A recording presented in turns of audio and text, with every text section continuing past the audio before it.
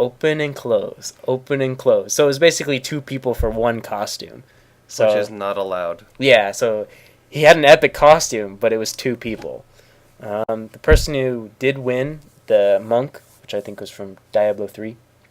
I don't know what the classes are, but I can't remember. They released either. a new one at BlizzCon, Demon Hunter.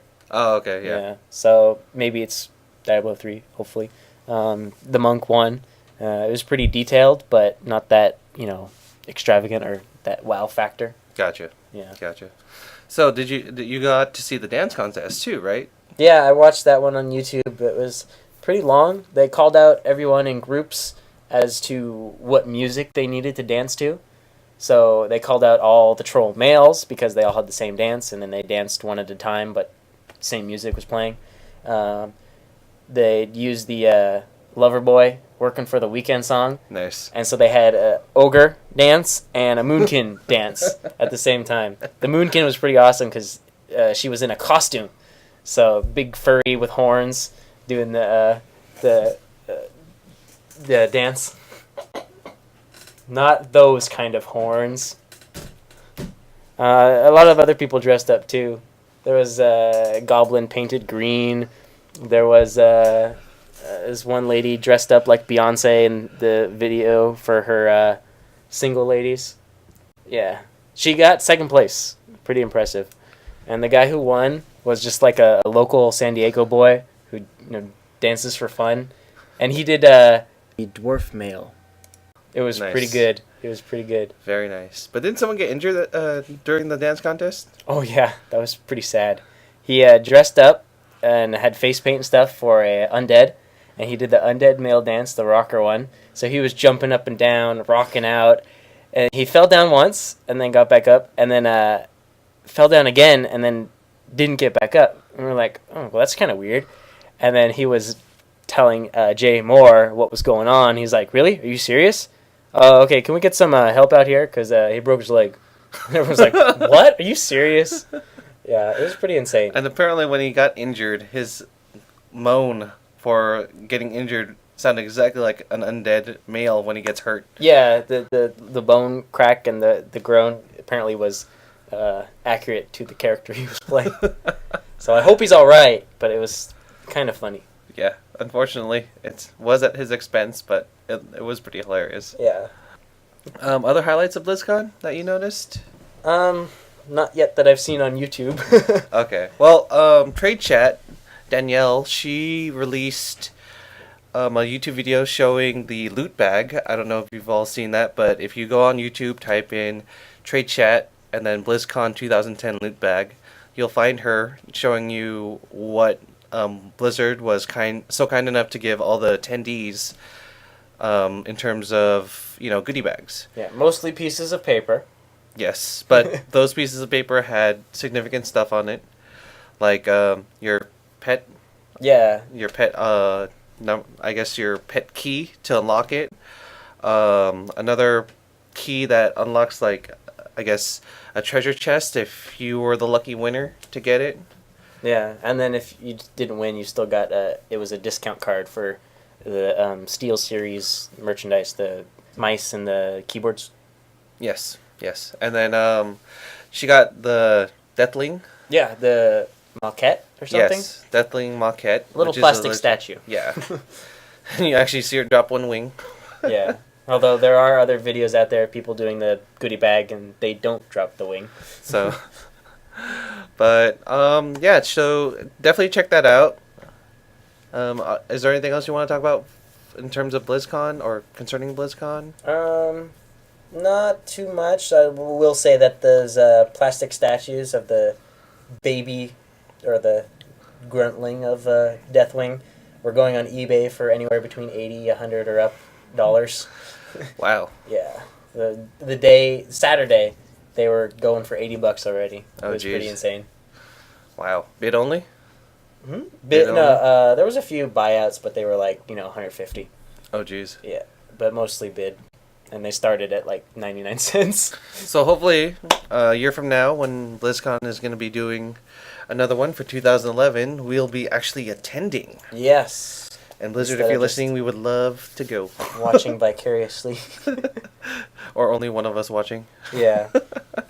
But, okay, so I guess we're going to kind of wrap things up with a few more, I guess, thoughts about patch 4.0.1. Yep. Now that we've been with it for a few weeks.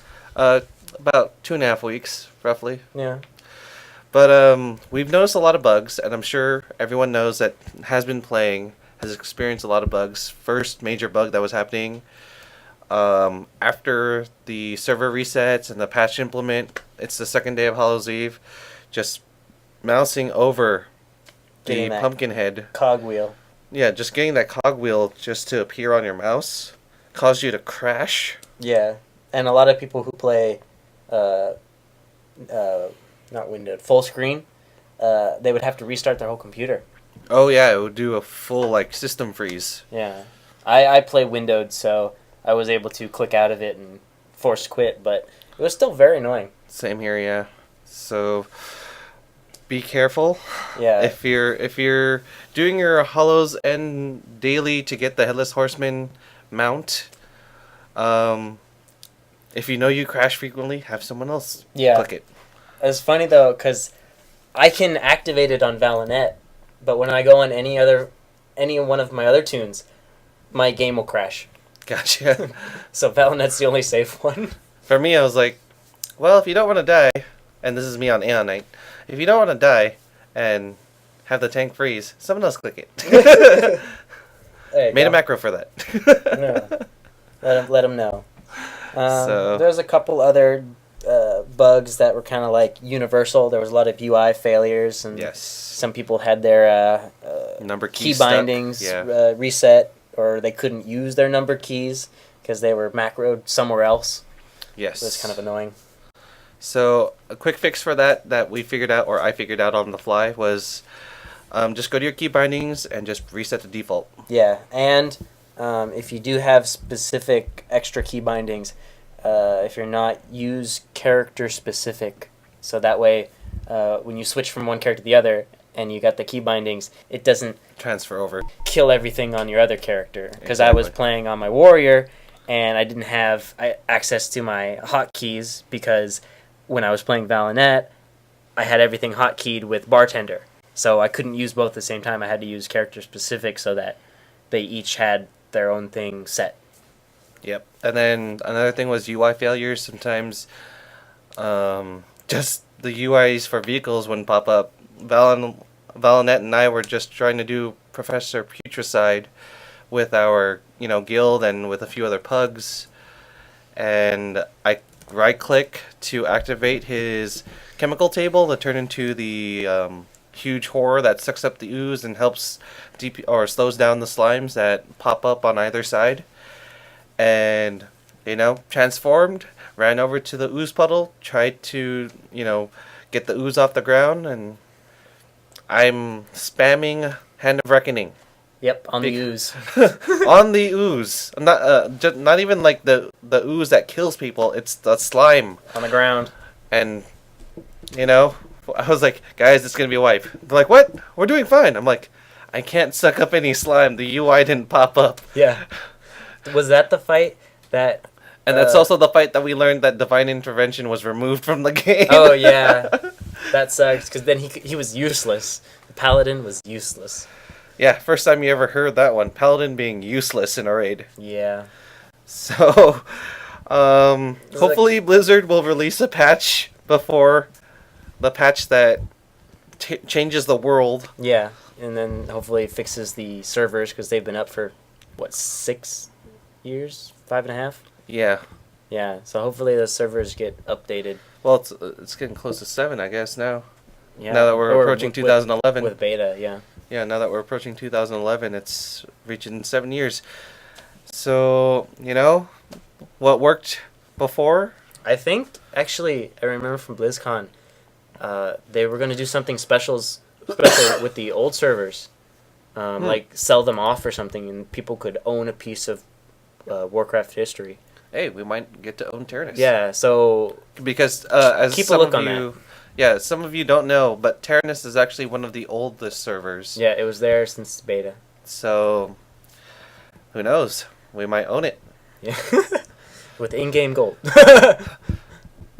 Maybe. Maybe. We start now. Collecting. That's a lot of gold. But, alright. One of the last things to talk about is summoning stones not always working. Yes, either the lock stone or the actual summoning stone. Yeah, either you click on someone and it would say invalid target, or you couldn't even activate the summon to bring them over to you. Yeah, funny thing was, we're trying to summon, replacements into, Ice Crown up to the upper spire, and we would summon one, and then we couldn't summon anyone else but the person we just summoned. Yeah, so the person who went back to Dahl to get the 10th person, we couldn't summon them back, but we could summon the 10th person. Yes. So the 9th person had to fly his own way back. It was pretty annoying. Yeah, we wasted about a good half hour just trying to figure that all out.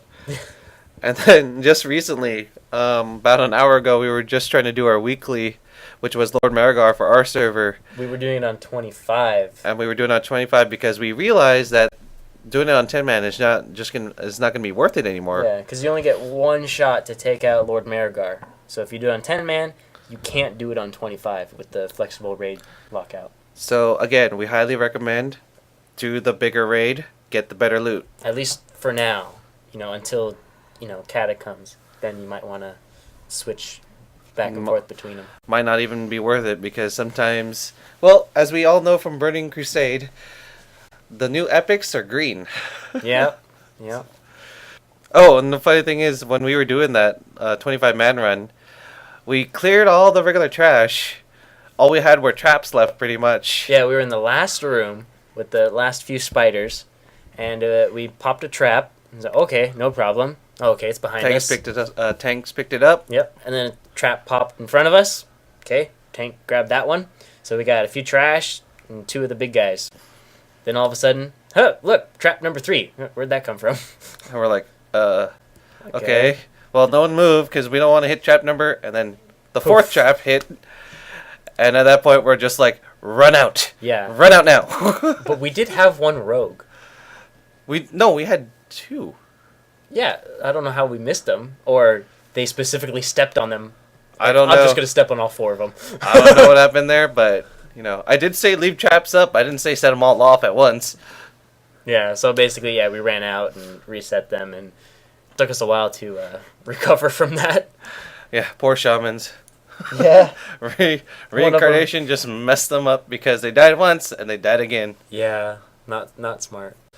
Oh well. So that's gonna be it for episode 4. Sorry guys, we're cutting this short tonight, but this is as long as the other one. It's about 30 minutes. Not after editing. Nah, whatever. You guys know what we mean. Yeah, not after editing. But so that I guess you're too tired. Yeah, we just did the 25 raid, and then we're trying to film this, record this, so... We're running out of energy, running out of steam real quick. Yeah, especially, with a full day's real life, and then try to do this. Yeah. It's tough. But, if we try to do 1 video a week, we can do it. So yeah. we were making up for last week. Yeah, we did 2 videos in a row. We released episode 3 this morning. And this now one will probably go up tomorrow morning. Day after. So, yeah. Yep. We'll catch you guys next time. This has been Epics R Us, Valinet of the Tyrannus server. And this is Aeonknight of the Tyrannus server from the WoWGoldTitans. Catch you later. Catch you later.